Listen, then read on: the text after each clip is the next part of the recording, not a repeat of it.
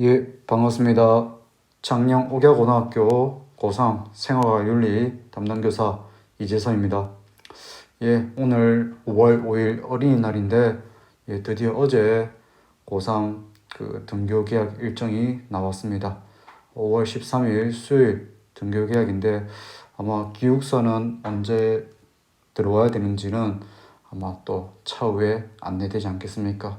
그래도 이제 온라인 수업 우리가 월 수금 들었으니까 오늘 수업 그리고 다음 주 월요일 3번만 하면 이제 510호 교실에서 이렇게 여러분들 직접 보면서 수업을 진행할 수 있을 것 같습니다. 별로 반갑지는 않을 것 같은데 오랜만에 봐서 그런지 좀 반가움이 좀 배로 될 것 같은 그런 기대를 해봅니다. 그런 기분이 좀 오래 갔으면 좋겠네요. 자, 한번 우리 지난 시간에 선생님 내준 문제 한번 풀어보도록 하겠습니다. 자, 여러분들이 풀어준 부분 1번과 2번 문제 거의 다 맞췄습니다. 1번은 90%, 2번은 100% 전원 다 맞춰주는 어떤 대단한 모습을 보여줬는데 그래도 한번 짚어보고 진행하도록 하겠습니다. 자, 10번입니다. 첫 번째 문제. 자, 요즘 자네가 유전자 치료 연구에 매진한다는 소리 들었다. 체세포 유전자 치료의 유전자 치료가 되겠죠. 이 유전자 치료란 것은 어떤 것이냐면은 태어나기 전에 어떤 배아세포나 또는 태아의 어떤 유전자 어떤 자료를 한번 이 검사를 해본 후에 어떤 성격을 지니냐, 바로 좋은 성격을 지녔는지 나쁜 성격을 지녔는지 한번 검사를 해보고 어떤 심각한 수준의 어떤 유전자 문제가 있을 경우 어떻게 하는 것입니까? 질병 치료 조금 크네요. 예, 조금 사이즈를 낮춰볼까?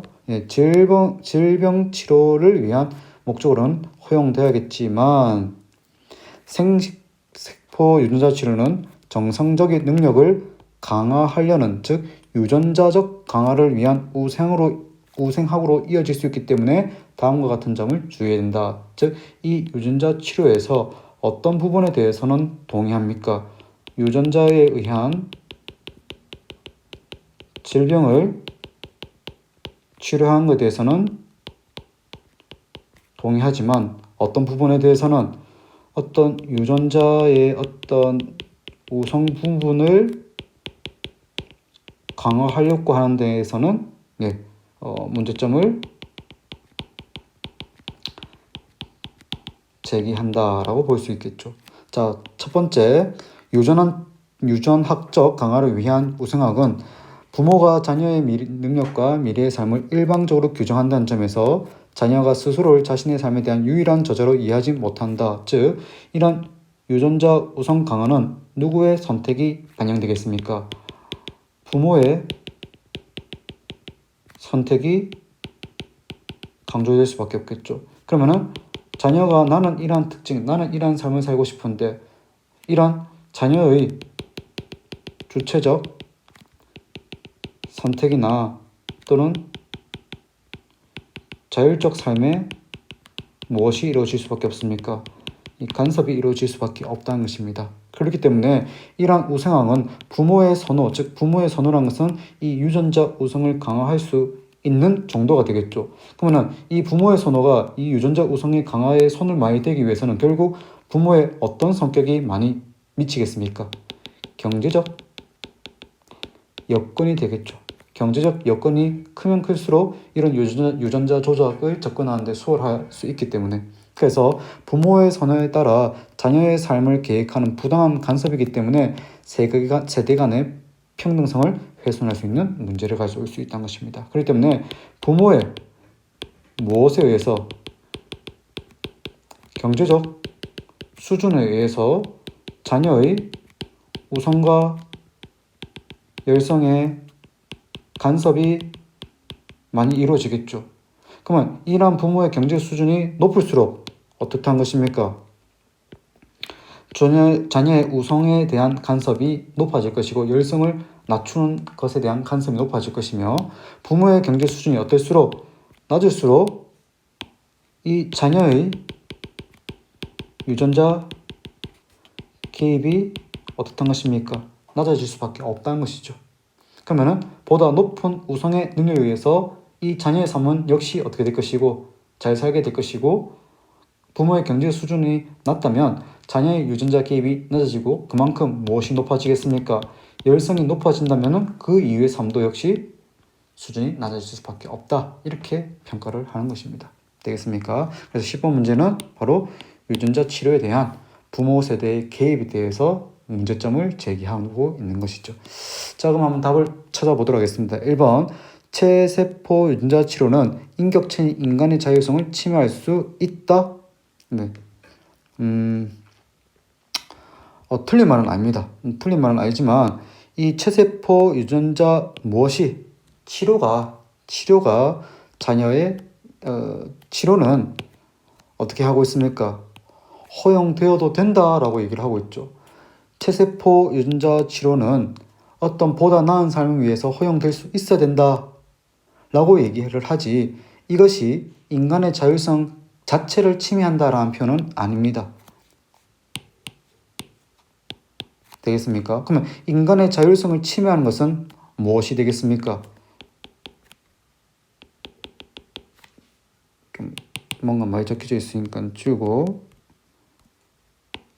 이건 바로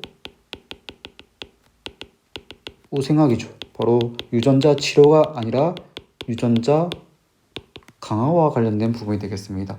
자, 2번, 유전자 강화를 위한 우생학은 자녀의 주체적 삶을 훼손한다. 예, 바로 첫째에서 얘기하는 첫째 논거의 핵심적인 내용을 담아놓은 내용입니다.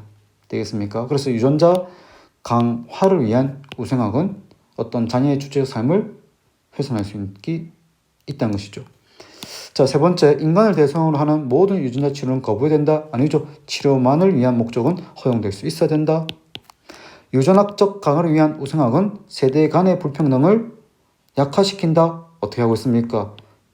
약화시킨 것이 아니라 좀 더 강화해서 이런 평등을 훼손한 것이죠. 자, 자녀의 능력 강화를 위한 생식세포 유전자 치료를 권장해야 된다. 예, 이 입장에서는 어떻게 하고 있습니까? 예, 문제점을 제기하고 있습니다.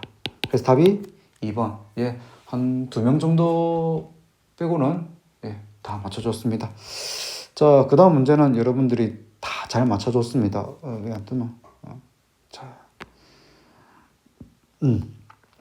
자, 우리 교과서에도 나와 있는 내용입니다.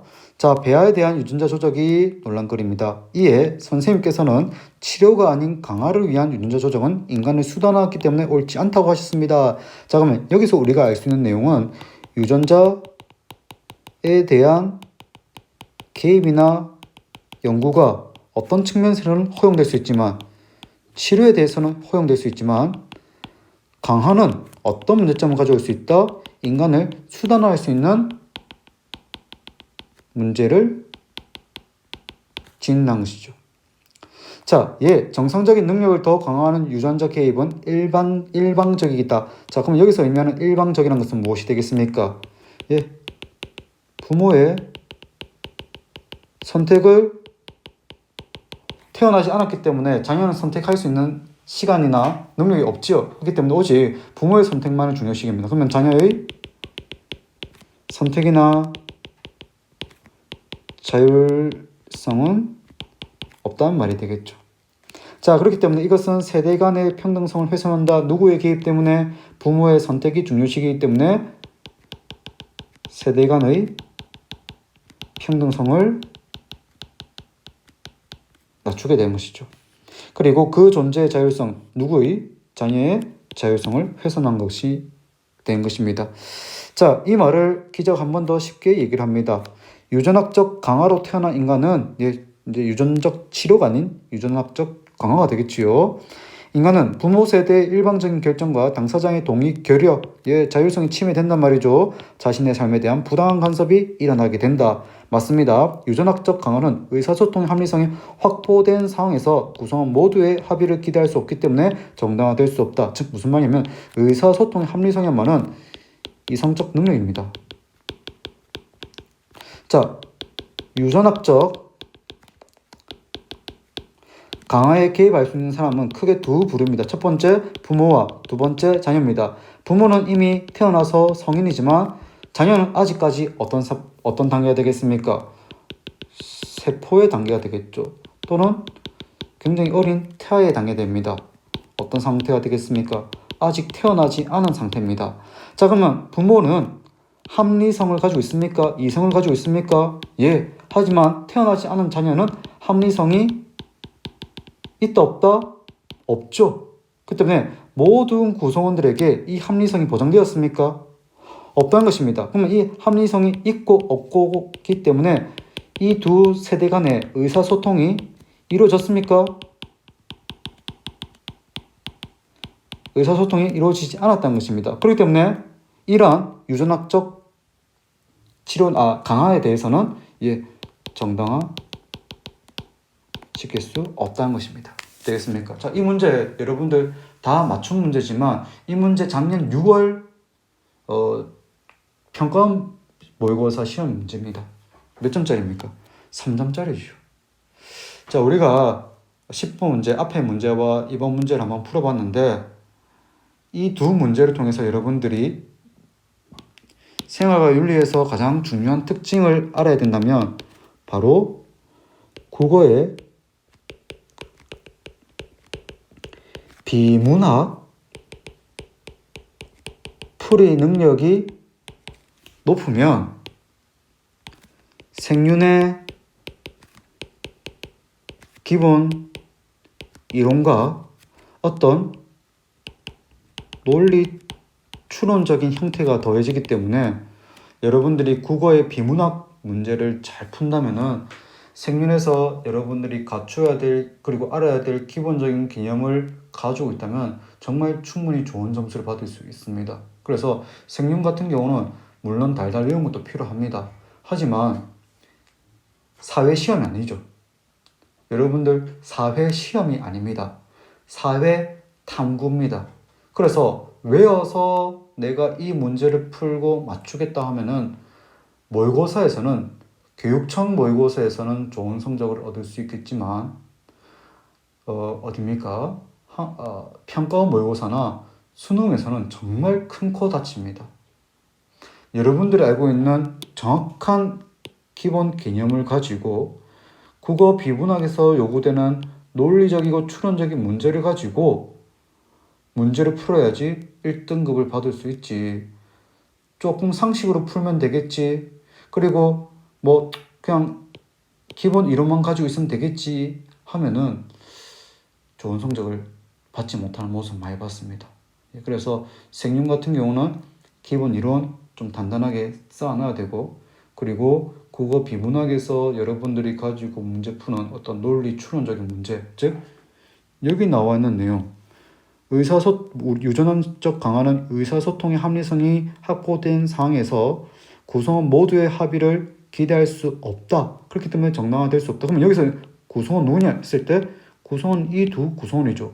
그럼 이 두 구성원이 과연 의사소통을 할 수 있는 합리적인 이성적 능력을 갖추었냐 했을 때 부모는 가지지 못했고 부모는 가졌고 자녀는 가지지 못했기 때문에 이 두 세대가 의사소통이 이루어질 수 없고 그로 인해서 정당화될 수 없다는 것입니다. 되겠습니까? 이렇게 이해하고 푼다면 나머지 생존 문제들도 다 맞출 수 있습니다. 한번 풀어보도록 합시다. 자, 1번 자녀의 능력 강화, 이거는 무엇입니까? 유전자 치료가 아니라 유전자 강화가 되겠죠. 인간을 도구화한다. 같은 말 수단한답니다. 사람을 사물처럼 대한다는 뜻이 되겠죠. 자, 2번입니다. 유전학적 치료에 대해서는 담론을 통한 보편적 합의가 가능하다, 안 가능하다? 안 가능하죠. 왜? 첫 번째, 합의 당사자들 간에 이성을 가지고 안 가지고 있는 상황이고 그렇기 때문에 의사소통을 나눌 수 있는, 즉 담론을 나눌 수 있는 상황이 아니며 그렇기 때문에 보편적 합의가 이루어질 수 있다, 없다? 없다. 그래서 정당화될 수 없다는 것입니다. 되겠죠?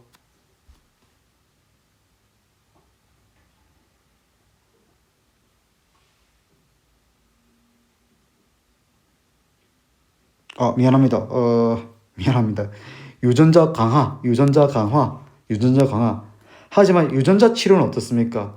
유전자 치료는 가능하죠. 여기서 얘기한 건 바로 유전학적 강화고, 치료는 담론을 통해 보편적 합의가 가능해질 수 있죠. 실수했습니다, 선생님.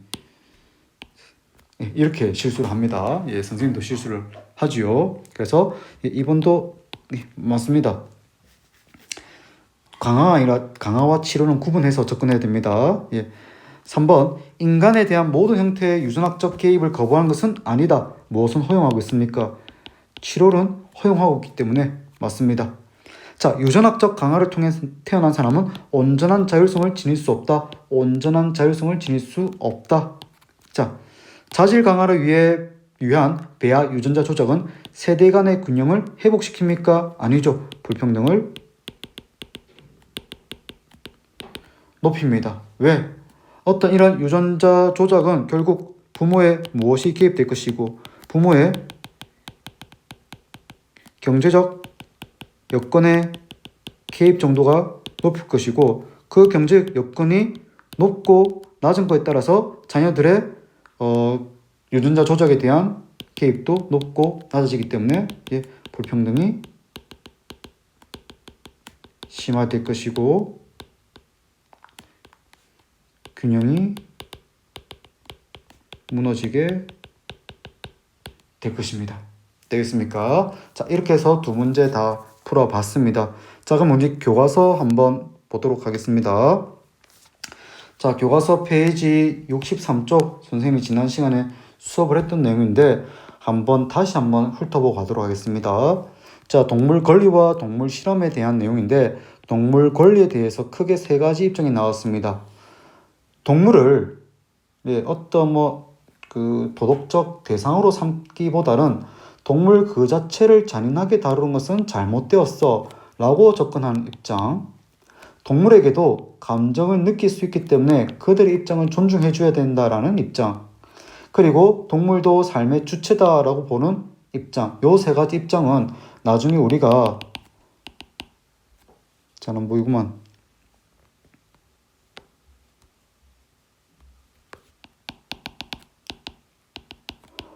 환경과 윤리할 때 동물 중심주의와 거의 내용이 일치합니다. 그렇기 때문에 이 환경 윤리에서 동물 중심주의 할 때 가치를 연계해 볼 것이고, 아마 여러분들이 계약에서 오면은 선생님이 5월 13일 오면 첫 수업 때 이 부분에 대해서 뒤에 나오는 동물 중심주의와 연계해서 선생님이 진도를 이어나가도록 하겠습니다. 되겠죠? 그래서 뒤에 나와 있는 동물 권리에 대한 내용 나와 있고 한번 읽어보도록 하고, 동물 실험에 대한 논쟁, 동물 실험을 옹호하는 입장, 비판하는 입장들의 논거들 기억해 주기 바라고, 동물의 복지 향상과 생명 존중을 위한 노력에서 3R 원칙이 나오는데, 대체 종교와 우리 지난 시간에 선생님이 수업 끝나갈 때쯤 영상 하나 봐주세요 했지요. 그래서 유튜브 보면은까 선생님 참 특이했던 것이, 이런 동물 실험을 대처하기 위해서 실험을 할 수 있는 골수칩, 허파칩 또는 안구칩, 신장칩, 자궁칩 등 대처 또는 종교와 이런 실험을 칩으로 대신하는 것이 영상이 있었습니다. 아마 저번 수업 영상 말미에 선생님이 추천 카드, 아마 여기에 뜨는 것인데 추천 카드에 이거와 관련된 영상을 올려놨습니다. 한번 좀 볼 수 있도록 합시다. 혹시 모르죠?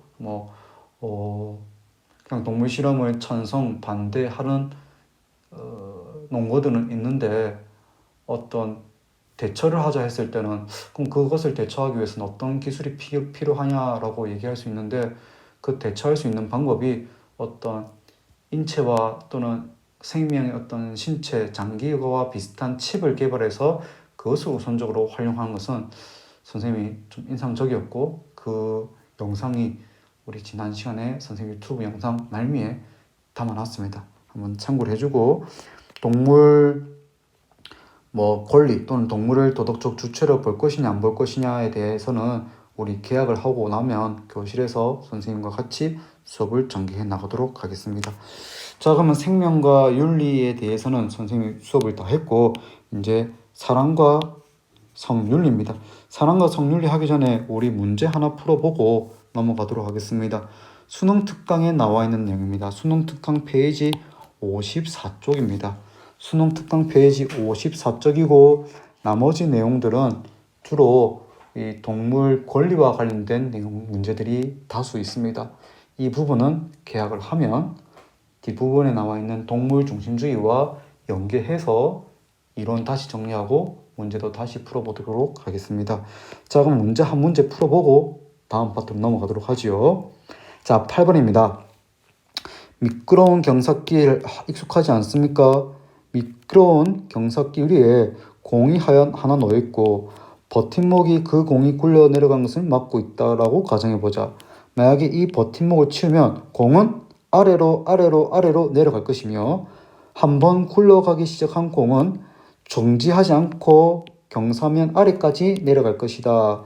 자, 우리 수업 시작했을 때 했던 내용입니다. 앞부분에 나온 내용인데, 이렇게 경사길에 경사면입니까?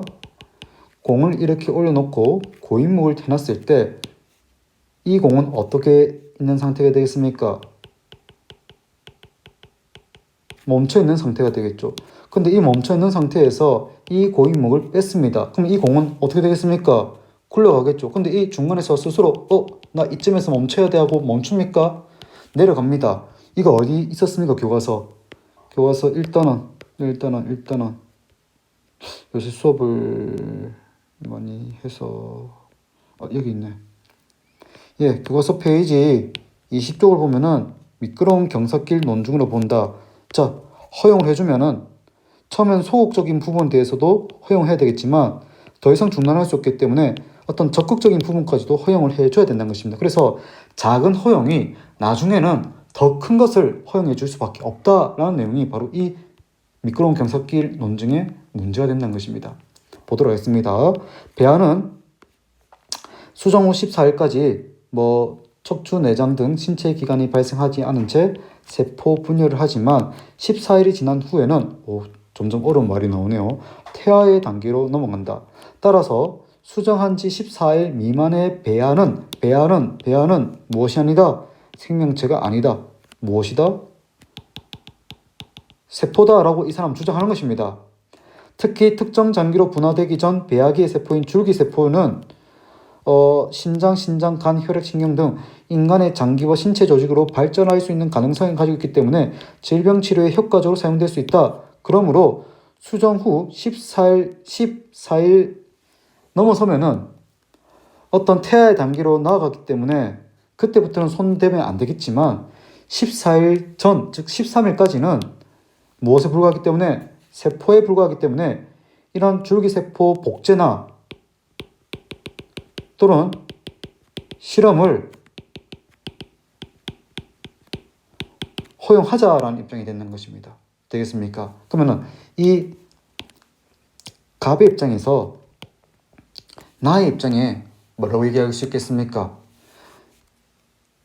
이 입장 결국 나의 입장은 무엇이, 나의 강연자의 주장은 무엇입니까?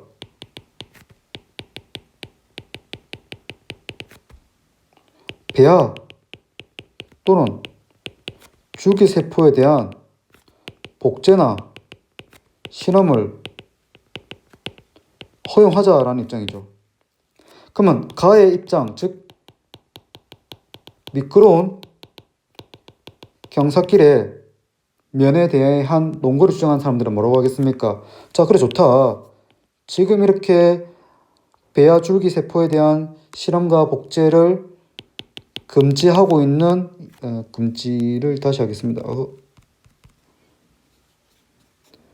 배아 줄기세포 복제하고 실험하는 것에 대해서 금지를 하고 있는 이 고인목을 걸어놨습니다. 근데 이 실험을 금지하고 있는 고인목을 치었을 때 허용되겠죠.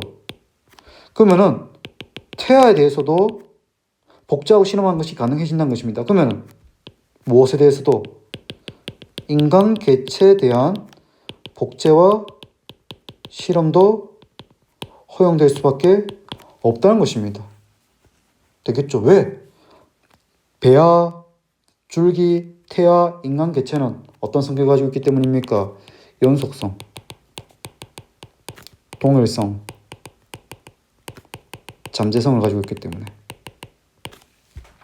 되겠습니까? 그러면 이 문제에 있어서 답은 가해 입장에서 나의 강연자에게 제시할 수 있는 견해로 가장 적절한 것은 고르시오 했을 때는 답은 2번입니다. 줄기세포의 복제는 결국 다 큰 인간이라는 개체의 복제로 나아갈 수 있다. 줄기세포 복제에 대한 허용은 개체 복제에 대한 허용까지도 이루어질 수 있다는 것이죠. 되겠습니까? 문과 논술, 자연계열, 인성, 면접, 주제로 충분히 제시될 수 있는 내용입니다. 되겠습니까? 한번 꼭 기억을 해주기 바랍니다. 사랑과 성윤리. 예, 사랑, 예전은 선생님이 참 이거를 설명해 주기가 어려웠던 내용인데, 이제는 당당합니다. 예, 한번 보도록 하지요. 사랑과 성윤리에서 우리가 이제 교양으로 배운다면은 이 전체적인 내용을 시간을 들여서 물어보고 또 질문도 던져보고 또 남학생들 입장, 여학생들 입장도 한번 어떻게 생각하는지 물어볼 수도 있습니다. 근데 우리는 지금 고3이고 그리고 선생님이 얘기했죠. 선생님이 수업에 포커스를 맞추는 것은 수능에서 생윤을 선택하고 응시를 하는 학생들 대상이라는 것입니다. 만약에 2학년 때 생어가 윤리를 배웠다면 이 부분에 있어서 사회적으로 이슈가 될 수 있는 또는 첨예하게 대립될 수 있는 주제들을 가지고 한번 얘기도 해보고 또 서로 입장을 바꿔서 생각도 해볼 수 있는 그런 내용으로 접근할 수 있지만 우리는 지금 고3에 수능을 준비해야 되고 만약 생윤을 선택하는 친구들이 있다면 응시를 해서 1등급을 받아야 되는 상황이라는 것이죠. 그렇기 때문에 성윤리에서는 어떤 시험 문제가 나오냐가 더 중요한 것입니다. 여러분들 대학 가서 어떤 이 성윤리와 관련된 강의를 들으면 됩니다. 하지만 지금은 문제를 보고 풀어서 맞추는 그것에 대한 내용이 필요한 시간입니다. 그럼 보도록 하겠습니다. 사랑과 성의 바람직한 관계 읽어보면 되는데 그 읽어보는 내용 중에 여러분들이 봐야 되는 것이 에릭 프롬의 사랑이라는 것은 무엇이냐 했을 때 크게 4가지로 나옵니다. 책임, 존경, 이해, 보호. 요거 좀 이따가 수능 특강 보면서 정리해 보도록 하겠습니다. 이어서 보도록 하겠습니다. 시험 문제 나온 것은 바로 이겁니다.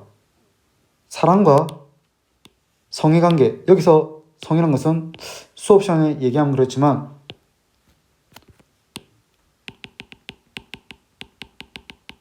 성관계에 대한 얘기입니다. 그래서 이 성관계를 사랑과 어떤 관계를 가지고 접근을 할 것이냐라는 것입니다. 첫 번째, 보수주의자들입니다. 보수주의자들은 뭐라고 얘기하냐면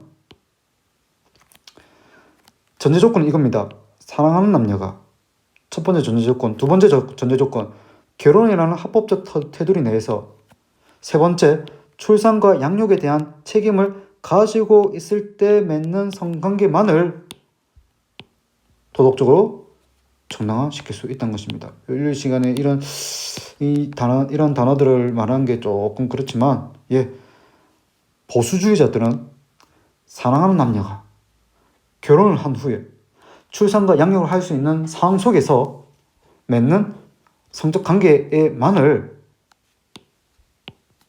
도덕적으로 정당화시킵니다. 되겠습니까? 그래서 이들은 성이란 것은 자유로운 개인적 영역이기도 하지만 사회의 안정과 질서 유지와 관련되기 때문에 사랑과 성은 반드시 무엇 이후에 이루어질 수 있다? 결혼한 이후에 이루어질 수 있다는 것입니다. 되겠습니까?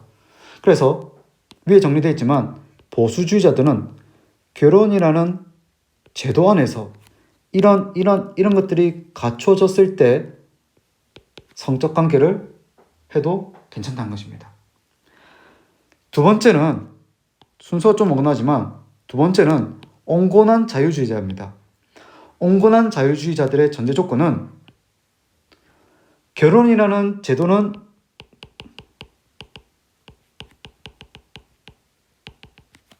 크게 신경 쓰지 않습니다. 다만 반드시 전제되어야 될 것이 바로 사랑입니다. 즉 보수주의자들은 사랑과 결혼을 한 이후에 성적 관계를 맺는 것에 대해서 동일하지만 자유주의자들은 꼭 결혼이 있지 않더라도 사랑만 하면 성적 관계를 맺어도 도덕적으로 어긋나거나 문제 있다는 것이 아닙니다. 그렇기 때문에 전제되어야 되는 것이 사랑이 있는 상입니다. 근데 천인공노할 수 있는 것이죠.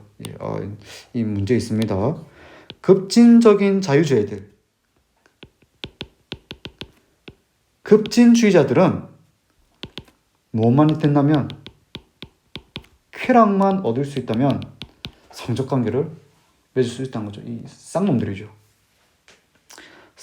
성관계가 주는 그 자체의 쾌락만을 추구하기 때문에 쾌락을 준다면, 쾌락만 추구할 수 있다면 무엇과 무엇이 없더라도 사랑과 결혼과 결혼을 하지 않고 사랑을 하지 않아도 저 사람을 통해서 내가 쾌락을 얻을 수 있다면 정당화할 수 있다는 것입니다. 되겠습니까? 다만 뭐만 하다면, 즉 서로 사랑하지 않더라도 상호 동의하에 타인에게 피해를 끼치지 않는다면 인격적인 교감이 없어도 성적 호응과 관심만으로도 무엇이 가능하다? 성이 가능하다는 거죠. 쌍놈들이네요.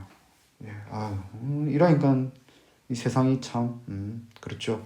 쌍놈이라는 말 취소하도록 하겠습니다. 그래서 이 사랑과 성의 이런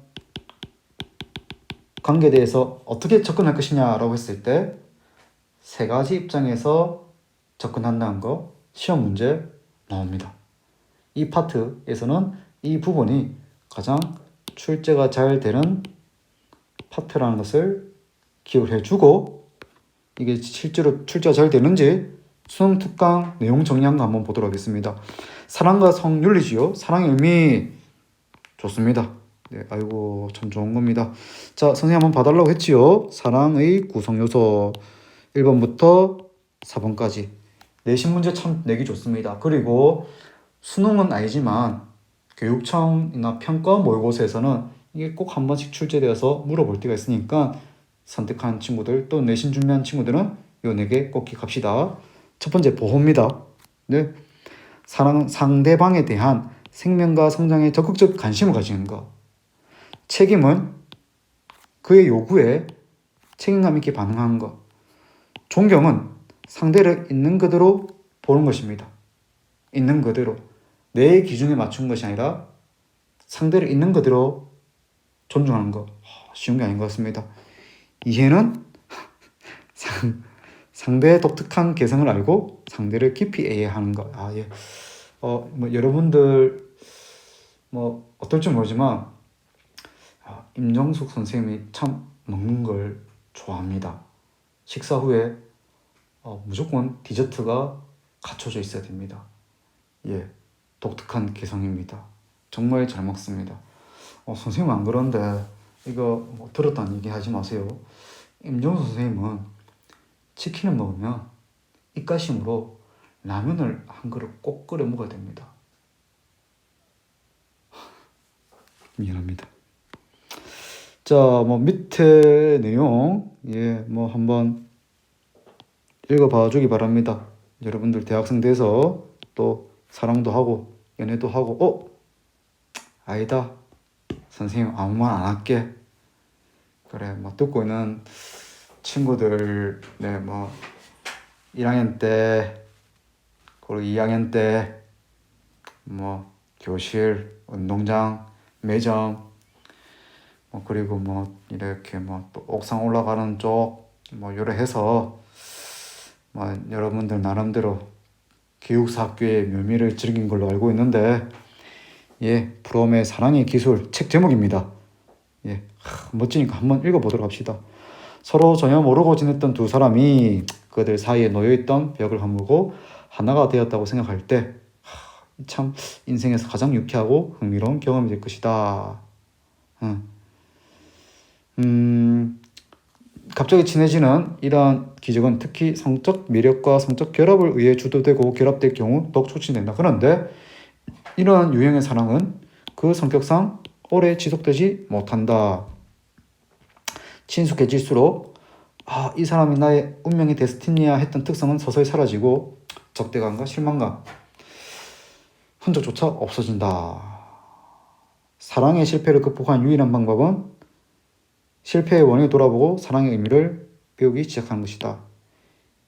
이때 해야 할 첫 번째 작업은 삶의 하나의 기술인 것처럼 사랑도 하나의 기술이다. 그래서 대학교 가면은 꼭 학과 방에 이 책이 한 권씩 있습니다. 그러면 선생님처럼 연애 못하는 친구들은 이 책을 읽으면은 연애를 할 수 있을 줄 알고 약간 연애 기술 서적으로 알고 이 책을 접근하는데 그럼 그 기술이 무엇이냐? 호잇 이겁니다. 어렵지요? 네, 좋습니다. 한번 나와있지요? 선생님도 좀 어울리지 않게 실천 중입니다. 네. 여기 나와 있습니다. 여기 시험 문제 출제되는 것입니다. 여기 가장 많이 출제되고 두 번째는 이제 이 부분이 출제가 많이 됩니다. 보수주의 나와 있습니다. 결혼과 출산 중심입니다. 부부 간의 신뢰와 사랑이 있어야 됩니다. 결혼이 전제돼야 됩니다. 하지만 중도주의는 사랑의 중심입니다. 사랑이 있으면 됩니다. 사랑. 하지만 자유주의 중에서도 급진 자유주의라고 꼭 세트를 지어주도록 합시다. 그래서 자발적인 동의 중심, 즉 쾌락 추구를 위해서라면 타인에게 해악을 주지 않는 범위 내에서 성인들의 자발적 동의에 의한 성적 자유, 즉 자발적 동의란 것은 쾌락을 추구하는 때는 이런 성적 자유가 허용될 수 있다는 것입니다. 되겠습니까? 그래서 선생님 윤리 파트에서 이런 게 왜 나와요? 할 수 있지만은 어떤 성의 도덕적 판단에 대한 내용이란 거 뭐 시사와 관련된 내용이니까 한번 얘기는 해볼 수 있을 것 같습니다. 뭐 유튜버 중에 유명한 사람이라고도 하되 뭐 약에 대해서 알려주던 그 좀 인물 좋은 사람 있지요. 그 사람 야쿠르트입니까? 그 사람은 보수주의 입장에서 얘기될 수 있겠습니까? 없죠. 결혼하지 않았기 때문에. 중도주의 관점? 잘 모르겠습니다. 뭐 만난 그날 될 수 있다? 문제 있습니다. 그러면은 야쿠르트 관점에서 급진 자유주의자들은 야쿠르트라는 이 사람에 대해서 뭐라고 평가할 수 있겠습니까? 쾌락을 추구한 성인들의 자발적 동의이기 때문에 허용될 수 있다라고 할 수 있겠지만 그 사람들이 심각한 피해를 호소를 하고 있습니다. 심각한 피해를 호소하고 있다는 것은 결국 야쿠르트라는 유튜버는 타인에게 피해를 줬습니다. 그렇기 때문에 급진 자유주의자들의 관점에서도 잘못했다라고 비판할 수 있다는 것입니다. 되겠습니까? 자, 보도록 합시다. 보수주의와 중도주의자의 입장 비교해서 모의고사에도 나옵니다. 9월이면 평가원이 되겠지요. 갑입니다. 인간은 자신을 낳고 기르는 본성을 가지고 있다. 신이 전한 무엇 때문에? 결혼제도 때문에 이러한 본성은 이루어진다. 일어나. 그래서 성이란 것은 결혼제도 안에, 즉 그래서 무슨 주의? 보수주의. 성과 결혼은 별개의 문제다. 결혼을 하지 않더라도 뭐만 있다면 서로의 사랑을 확인한다면 성적 관계는 이루어지고 도덕적으로 될 수 있다. 되겠습니까? 무슨 주의가 되겠습니까? 중도주의 또는 온건한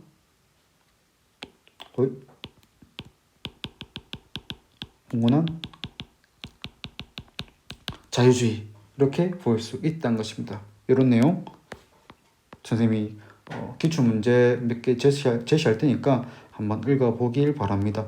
자, 그 다음 페이지 보도록 하겠습니다. 선생님 요새 좀 여러분들도 좀 잘 갖춰야 되지 않나 라고 생각합니다. 성의 자기결정권. 세상에서 일어나는 성범죄, 그리고 이건 심각한 문제다라고 하는 것은 그것이 왜 문제라고 생각하고 우리가 판단해야 되냐면, 성이라는 것은 개인에게서는 굉장히 중요하고 소중하고 가치 있는 것이기 때문에 그것에 대해서는 자기 결정권을 가지고 있어야 되는 것입니다. 그래서 싫은 거는 싫은 겁니다. 다시 한번 얘기하겠습니다. 싫은 것은 싫은 것입니다. no는 yes 아니고 no입니다. yes든 no는 yes를 yes로 해석하고 no를 yes로 해석한 것은 잘못된 것입니다. 그거는 no도 하나의 그 상대방의 성의 자기 결정권이기 때문에 no도 no인 것입니다. 그래서 성의 자기 결정권이라는 것은 자신의 성적 행동은 자신이 결정한 것입니다. 근데 언제 문제됩니까? 타인이 갖는 성에 대한 침해입니다. 침범한다는 것이죠. 그래서 선생님이 생각하는 대부분의 성문제, 성범죄는 성적 자기 결정권을 침해한 것이고, 이 성의 자기 결정권을 침해한 것은 마치 존엄성을 훼손한 것과 마찬가지이기 때문에 이것은 도덕적으로도 문제가 되고 법적으로도 엄격하게 처벌이 돼야 된다고 생각합니다. 그래서 조두순이라는 사람이 나쁜 이유 바로 무엇입니까? 그 아동의 성적 자기 결정권에 대한 no, yes 의견조차 확인할 수 없는 아동에 대한 범죄였기 때문에 이 사람은 정말 심각한 인권, 존엄성을 훼손한 것이죠. 그래서 7년 정도로는 처벌받는 것은 사회적 공분을 낳고 있다는 것이죠. 되겠습니까? 그래서 상대방의 자기 결정권을 존중해야 되고 반드시 중요한 것입니다. 책임입니다. 책임, 즉 이 성적 관계란 것은 새로운 생명의 시작이 될 수 있기 때문에 새로운 생명의 시작이 될 수 있고, 만약에 이런 성적 자기 결정권을 침해해서 얻게 된 이 임신은 결국 생명을 훼손한다든가 책임을 회피하는 그런 문제점을 이어질 수 있기 때문에 남성이든 여성이든 남성이든 정말 소중하게 생각하고 존중해 줘야 될 필요가 있다라고 생각을 합니다. 자, 뒷부분 결혼과 가족의 윤리 드디어 선생님 했습니다. 내가 결혼했단 말이죠. 부부 윤리 한번 알아봐 주기 바라고, 한번 가족과 윤리, 가족 윤리에서는 가족의 의미, 혼인, 회혼, 입양도 가족의 범주 안에 들어간다는 거 기억을 해 주길 바랍니다. 이 내용 한 번씩 출제되니까 여러분 읽어봐 주기 바라고, 지금 한 5분 정도 남았네요. 선생님 한번 관련된 한 2문제 정도 내줄 테니까 한번 풀어봐 주기 바랍니다. 이제 이렇게 해서 온라인으로 수업하는 게 이제 오늘 거 하면 이제 2번 정도만 녹화하면 끝이네요. 점점 쌓여가는 어떤 유튜버 자료들 보면서 뿌듯하기도 하지만 사실 좀 많이 부담스럽습니다. 다른 선생님들 어떻게 하시는지는 모르겠지만은 나도 좀 마음 편하게 좀 더 수월하게 하면은 나도 편하고 여러분도 편하고 할 텐데, 그래도 황소고집 부리는 사람은 또 옥에 한 명 정도는 있으면 좋지 않겠나 싶어서 선생님 지금 또 한 달 동안 이렇게 영상 제작하고 있습니다. 잘 듣고 있는 사모님들 참 고맙고 이제 곧 강의실에서 만나도록 합시다. 자, 오늘 수고했습니다.